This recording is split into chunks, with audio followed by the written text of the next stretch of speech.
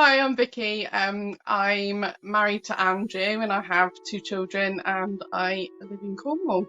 So living with Gorlin Syndrome, I've had it obviously all my life. I wasn't actually diagnosed until I was 27, by which time I had already had my children.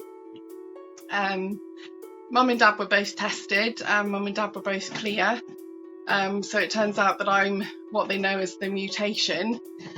As I'd had both children, I wasn't, obviously wasn't aware of any of the risks of Gorlin syndrome or anything like that. And we basically found out when we were seeing the paediatrician with my daughter Becky, who has hydrocephalus, and we discussed about both children. Becky's the youngest, and the fact that Sam had a very big head as a baby, and by the time he was one, his head circumference was off the chart. And so basically we were with this paediatrician and she was like, oh, are you going to have any other children? And we were like, well, Sam has obviously got query arrested hydrocephalus, Becky's got hydrocephalus, and so we were sort of like, what's number 3 going to be like?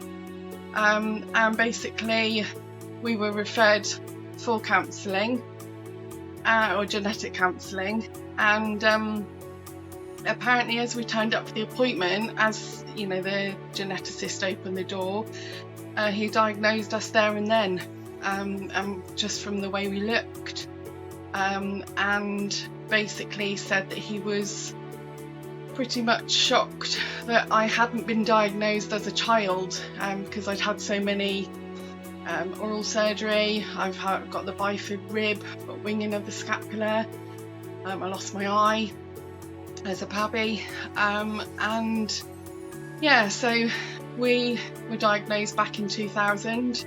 Sam was 5, Becky was 2 or thereabouts.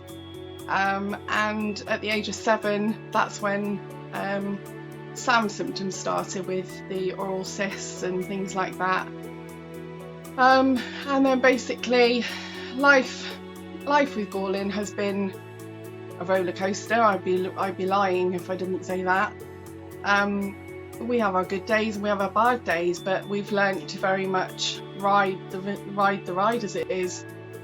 I think the way I see the future with Gorlin syndrome is that hopefully there will become more knowledge of Gorlin syndrome. I mean, at the moment when you attend some clinics, and certainly when we've been in hospital with Becky, numerous times, between the two children they've had 150 operations, and many times we've had people that haven't got a clue what Gorlin syndrome is, and often they do that, oh well, we'll Google it, we'll find out, and I hope that the future will be that Gorlin is much more recognised than what it is now, and that obviously as science moves on, as it clearly does, there will be more knowledge, without a doubt, of the condition. And I think that's, to be honest, one of the strong reasons why I became a trustee of the Gorlin syndrome group, because I wanted to be there and make a difference, because